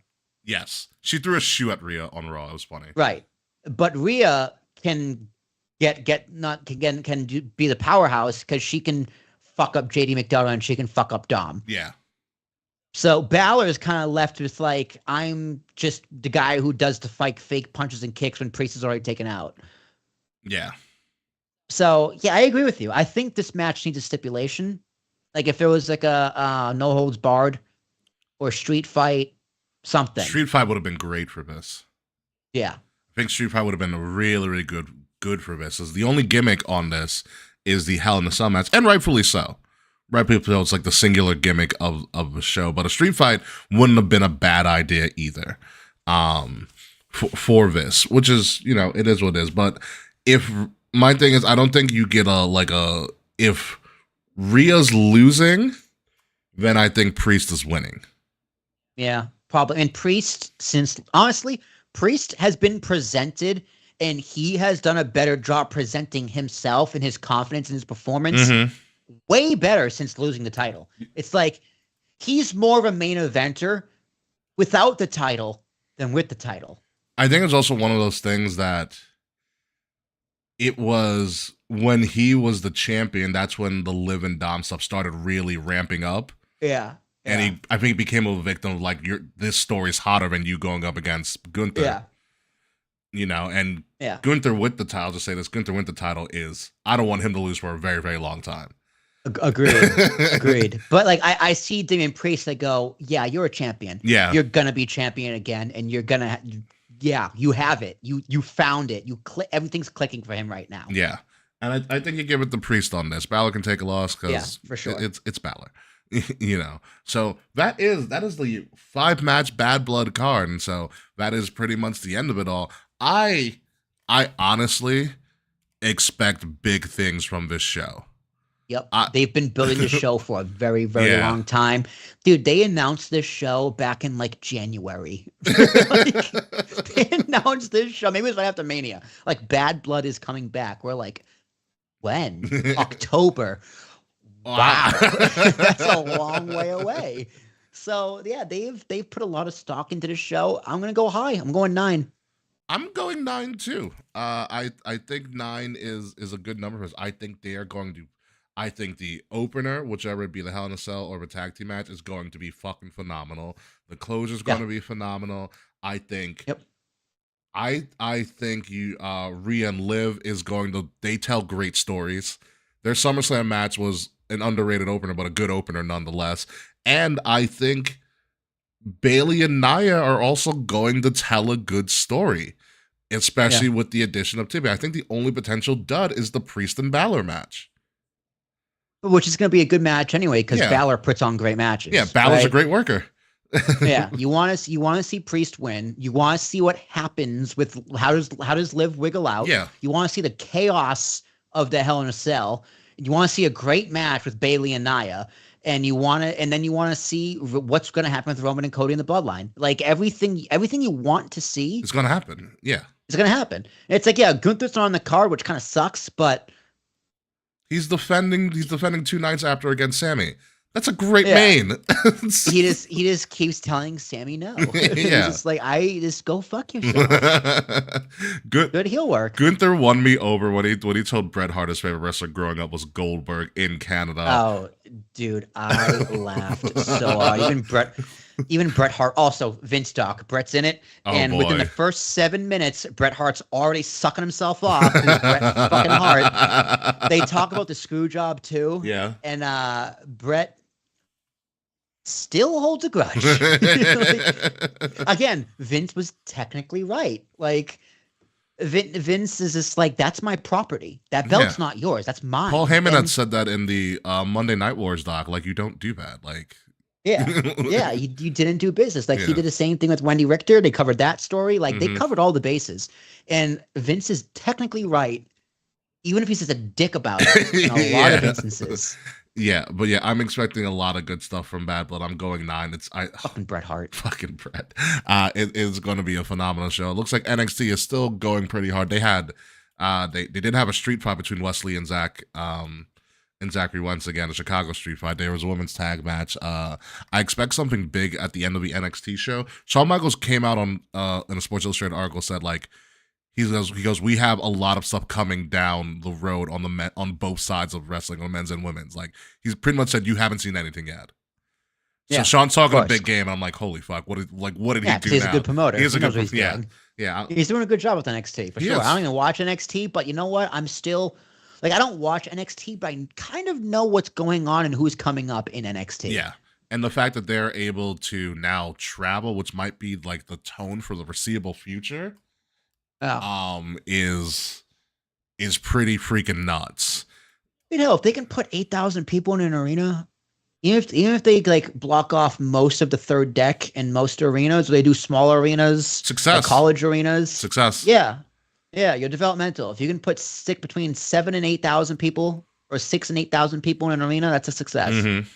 Yeah, it is a wild success. So yeah, that is the end of our show this week. Again, Bad Blood will, remember, write this down. Bad Blood starts at 6 on Saturday. 6. I'm ordering pizza. 6 on a Saturday. It is rapidly early, although I am excited that's probably going to be done by 10. Like, yeah, it's going to be nice. Yeah, and I don't think there's any big college football games going on this weekend. I don't. I'll probably be wrong by Thursday. But besides that, I'm very excited for this event. We are probably, I'm going to confirm it now, Sir Charles, my good friend from Atlanta, is going to be on the show next week so he can talk about Wrestle Dream with us. He's like, I'm up. I can shit on AEW for a little bit. I was like, all right. Here we go. Because Wrestle Dream is going to be our show next week. We're going to talk about all of that, which will be like the 1 year anniversary of Edge, who obviously won't be wrestling because he decided to do Edge stuff. I mean, he broke his knee or something. Yeah, too early on in his tenure. I know. It's such as AEW sometimes. Poor Edge. Yes. Poor Edge. Such as AEW. Shelton Benjamin might be coming there too. Actually, Oh, dude, it's the just something. No, it's the Hurt Hurt Business, an agency. Yeah, because MVP is saying it's Hurt. Hurt Industries, God, Hurt no, Worldwide, it's like another word for business. Corporation, Fuck, something like an S. Hurt I don't know, S. but it's Okay, they saying it's gonna be the Hurt Consortium, something like that. But it's gonna be like MVP, Swerve, Lashley, uh not Hangman, huh. Benjamin, and Hobbs. Freaking last. Syndicate. The Hurt Syndicate. Not a bad name. Not a bad name. I mean, listen, the only reason the Hurt Business failed is because they moved with the bloodline. Because if you look at the bloodline and the Hurt Business archetype, they're the same fucking thing. Very, very similar. Yeah, they're the same. Well, I mean, Hurt Business was just like they do it in suits. Yes, And exactly. Yeah, and Bloodline was just like we do it in regular gear. Yeah. Dude, with Ula followers. I do miss the Hurt Business motif though. I really liked what they were doing. I thought they had something going, but they just didn't run with it. It had potential. Yeah. I still think it was a dud, but it's, you know what? It's people are gonna remember it for better or worse. Like 10 years from now, people are like, remember the Hurt Business? Oh yeah, I remember the Hurt Business. Yeah. That's gonna be it. Yeah. That's how we remember it. Yeah. I mean, for I know Bobby went on record and said it was a success to him because he said people came up to him and was like, oh yeah, like my son likes to wear suits now. I was like, well, they did have really freaking nice suits. And that was the point. Yeah. Right? I mean, I don't. Yeah, I could. Yeah, I think he's right in saying it was a success to him because it meant a lot to him. Yeah, and it did propel him. It did. Lashley. It did. It did. It did save. It kind of saved his career. It saved the second run in WWE. Yeah, in that sense, absolutely, it was a success. It made Bobby Lashley a success. Didn't make anybody else a success. Jack shit for anyone else. Yeah, that was the only issue. So I think that's the big thing with the Hurt Business. Like you look at other factions, like New Day, right? Kofi won a big singles one, Biggie won a singles one, even Xavier Woods won King of the Ring. Yes, which is all like the goals that they wanted. Yeah, Evolution, DX. Yeah. They all split off and they did Big Shield. They all split up and did big things. Hurt Business didn't. The Nation Domination. They all had good runs, except I think maybe Godfather had the good character. He never had a good title run. I think he went as high as European. Yeah, probably. Yeah, but we all remember the Godfather. Exactly, that's true. But Hurt Business didn't elevate everybody. Yeah, just had Bobby, who was kind of already pretty well off before that anyway. But yeah, it is what it is. But anywho, with that being said, you ready to get on the road, sir? Let's do it, sir. Please tell me when.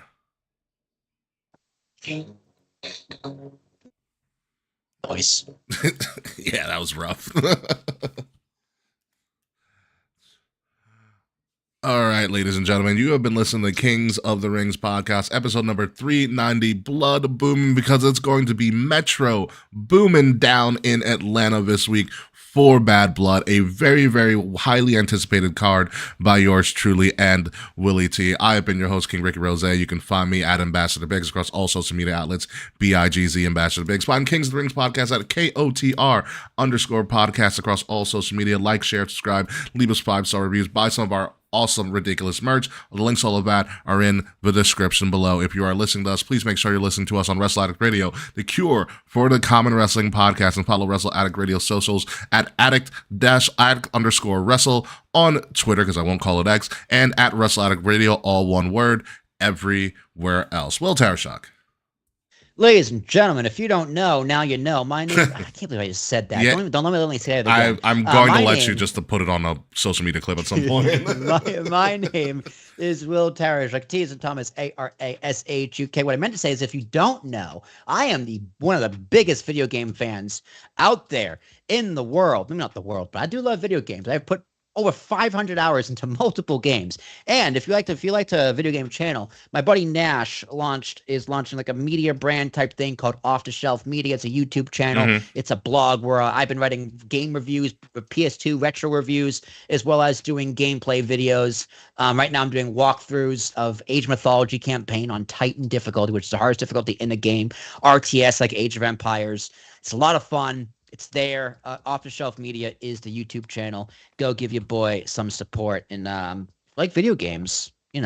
Drop us in our Discord. Talking about video games. Yeah, yeah, It's fun. yeah. Please do, please do. When we come back next week, folks, we are going to get a We're going to get a kind of a bird's eye view, or I guess a full experience of what Bad Blood was like from someone in the crowd known as Sir Charles. And we're going to go into AEW, talk about their 5-year show and whatever the hell that Continental Championship match is with Bryan Danielson and Okada, as well as talk about their latest pay-per-view, AEW Wrestle Dream. And hopefully Kay will come back from their Hollow Wedding planning spectacular. Fingers crossed with all of that. It's going to be a very, very interesting show next week. So until then, next week, folks, remember, Bad Blood is at 6. Bad Blood is at 6. Bad Blood is at 6. Goodbye. Good night. We will see you soon. And I think it's going to be a first AEW show without Slack, but that's okay because fuck you, Slack. We'll see you next week.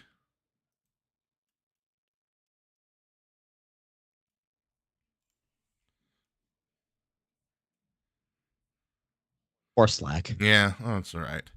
So, yeah, real quick. I for some reason I have to see if it caught in the actual video stream, but I couldn't hear any of the music. Oh, so I was ad-libbing a little. Bizarre. Yeah, it's bizarre, but I have the copies of the music, so I can just put it in post anyways if it doesn't come up in the recording. In the stream, I have it in my recording. Interesting. Yeah, well, yeah, I'll play with it tomorrow at some point. But anyway, as I was as we were doing the outro and stuff, Jade and Bianca showed up on NXT. Yeah, it's not showing up on the video. I hear it. Yeah. Oh, that's okay. It's that's once weird. I realized it, I couldn't stop because we were already in it. I couldn't be like, I can't hear you. you know? So I just went with it. But yeah. But Jade and Bianca showed up on NXT to do a little bit of a save for Kalani. At the end of the tag match. Them. Okay, how about 1 second? I'm trying to figure this out. Maybe it's this button. I mean, if you hear the music now. Nothing. Nothing? Nothing, no. Shit. Huh. Weird. Yeah. Yeah, just something to be aware. We'll probably fix it next week. And if there is an issue, again, like when I edit the video, I can just fix it. Wait, didn't you hear? I heard midnight music. That's all I heard. No, in the beginning, or I heard I hit the Blu-ray Mysterio thing. You heard that? I heard that, yeah, but when you played the music, it didn't come through, and I don't know why. Very weird. Yeah. It's probably, you know what? It's probably a setting in Audition because I couldn't play the YouTube video. Okay. Because no, that's on my end. It's because of the audio interface setting I use in Audition. So that's that. Okay. So I was fiddling things around with that, so maybe that's what happened. Potentially. But yeah, recording on my end, everything's totally fine. Yeah, that's perfectly fine. Oh, by the way, you know what movie I went to see the other week when we were off? Wait, let me guess. It wasn't Beetlejuice. I have to see that though. Was it Transformers 1? It was Transformers 1. I heard great things about it. It's actually really fucking good. I've heard great things about it. It's really good voice acting, actually. It's sound. It tells a great story. It's really funny. The cast is actually really fucking good. Brian Tyree Henry, Chris Hemsworth, Scarlett Johansson. There's an older voice actor that was also in it too. He did a good job. Brian Tyree Henry as Megatron was actually really good. He brought a lot of gravitas and like a lot of groundedness to that character.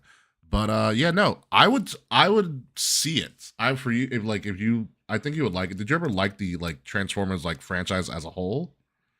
I didn't grow up in the 80s until I just missed that era of cartoons. Yeah, I was born right before. It's I had an Optimus Prime action figure growing up. Yeah. It's I never cared about Transformers. Mm-hmm.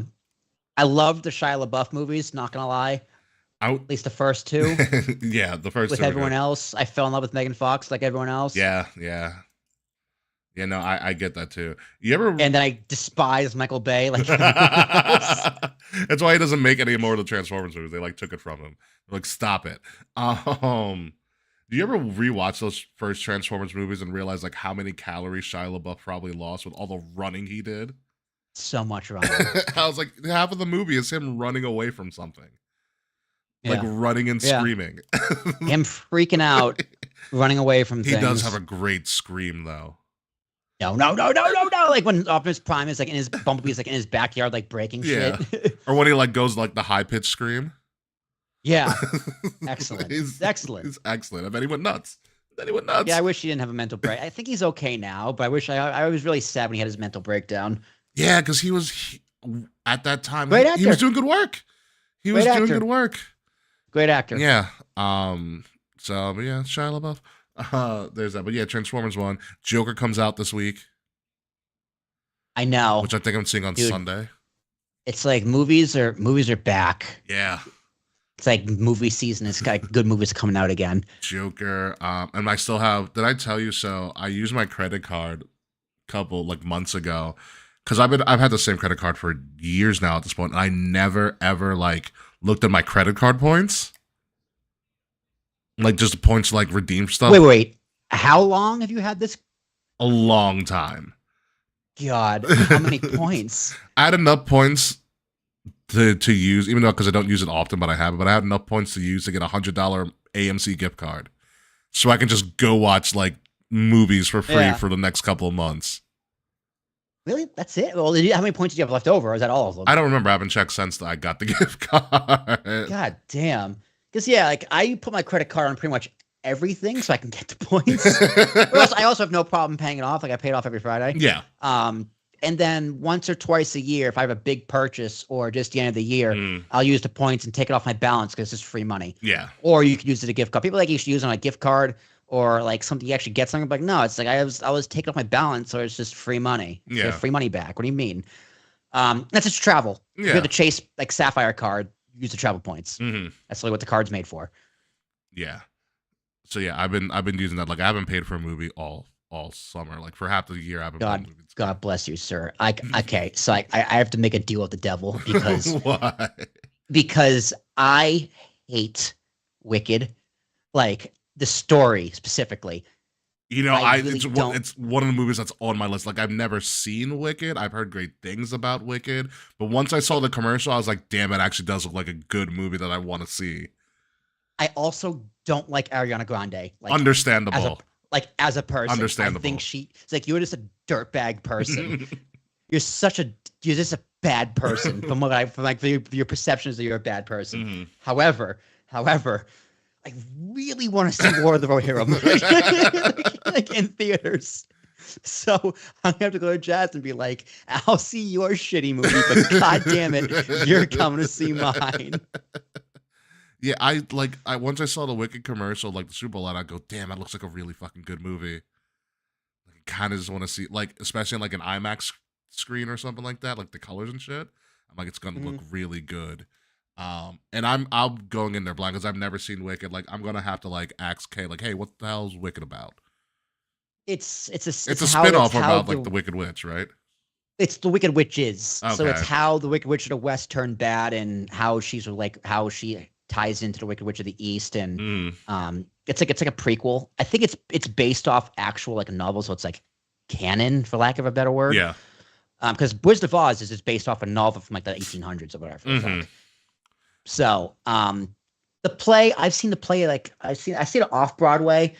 The choreography, amazing. Yeah. The songs, great. The acting, fine. It's just the writing.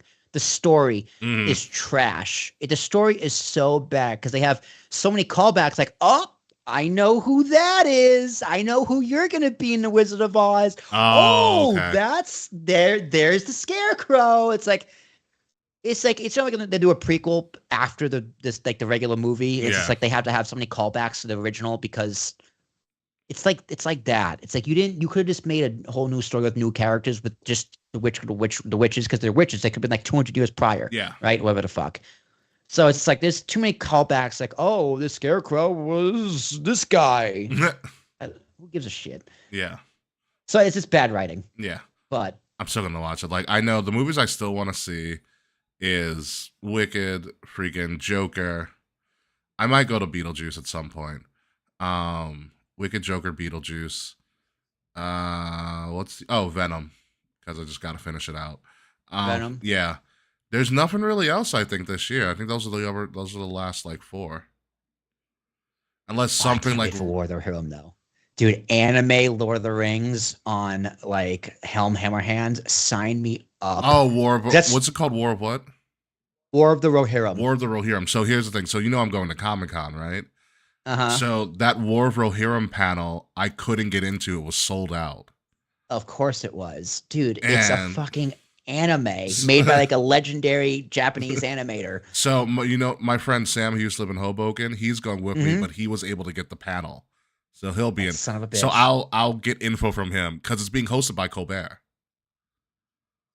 I don't like Colbert, but that's I know he's a Lord of the Rings nerd, but fuck Colbert.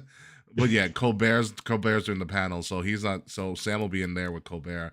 You know what I'm going to while he's at the panel? There's a SpongeBob 25th anniversary panel that I'm going to. I mean, honestly, if you're gonna miss War of the Rohirrim, it might as well be for SpongeBob. Like that's just as cool. You're like, wow, Squidward looks exactly how I thought he'd look. I was like, yeah, the panels I got were pretty nuts. I think I got SpongeBob.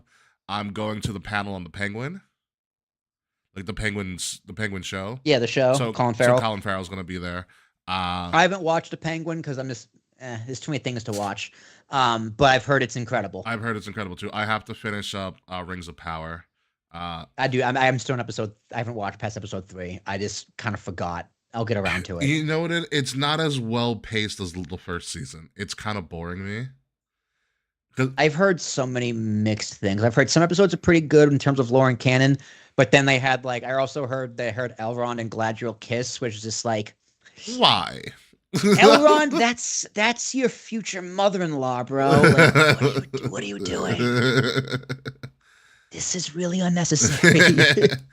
Yeah, it's hit and miss. I don't know. It's not compelling me as it did the first season, so that's why I'm kind of like trudging through it. But I've heard great things about Penguin. What's the other panels I'm going to? Kid Cudi's doing a panel again, so I'm going to a Kid Cudi panel. Yeah, he's total nerd. Yeah, especially because I went to the Kid Cudi panel last year, and that was like one of the free panels, and they like that place was slammed. And I guess this year Comic-Con was like, all right, yeah, no, we're gonna give you like a big stage now. So you can like it was like people like out of a door trying to get into this panel for him. So they're like, all right, we're gonna give him a big stage and reserve it. And then who puts on Comic-Con? Like I think the umbrella company is called Reed Pop. Because they host a lot of other cons as well. Like I think they also do C2E2, which is which is the one in Chicago, which is a big deal. And then I also got a panel on so Sony Pictures as a whole is doing a panel. Here's what we have left of Spider-Man. So the part of the panel is they're gonna release like footage, like special footage of upcoming movies. I'm like, all right, it's Comic-Con. It's either Venom footage or it's Spider-Man. Or Spider-Woman. Or Spider-Woman or Spider-Gwen. Or... I've heard that because what's his name? Tom Holland's coming back for Spider-Man 3. 4 now, yeah. Right? 4. And it's rumored that Spider-Woman's going to debut. I also heard that they might be like I've heard, and there's nothing. I don't think they even have a release date for 4. That they're gonna bridge the Sony universe and the Marvel universe, one way or another. Because I think it's gonna be to the point where Marvel's like, just give us fucking Spider-Man because you guys keep fucking it up. Yeah, no kidding. Yeah, like look what we can do. It's way better. Yeah, that's how it happened the first time. Yeah, it was like the story went because Sony has. As part of Sony's deal to keep the rights to Spider-Man, they have to produce a Spider-Man movie like once every 3 to 4 years. And so essentially Kevin Feige, the head of Marvel, went to like the head of Sony who's having difficulty doing an iteration of Spider-Man movie. He goes, listen, let us make the movie. You guys can distribute it. And that was the agreement. They're like, we're going to do a better job anyways. You just distribute it. We'll make the movie. And we split the profit. Pretty much. 60-40. Yeah. that's how the first Tom Holland Spider-Man came to be. Because they were Sony's like, well, we can make $400 million or $200 million if we make it ourselves. All right. Yeah, so Spider-Man was for a while on loan from Sony to the Marvel Universe. So it's interesting. I read a book and it's an interesting little politic game that Kevin Feige makes. He goes, we can do it better. Just give it to us. Yeah, give it's it just to business. us. Yeah, Just business. yeah. Just business. It was great. And here, let me finish watching the end. Oh, the championship match is on now. Okay, let me finish watching the end of NXT. Perfect timing. Yeah, it's. I'll get this uploaded in the morning. Perfect. We'll be good to go. All right, guys, we are all getting out of here, and we will see y'all later.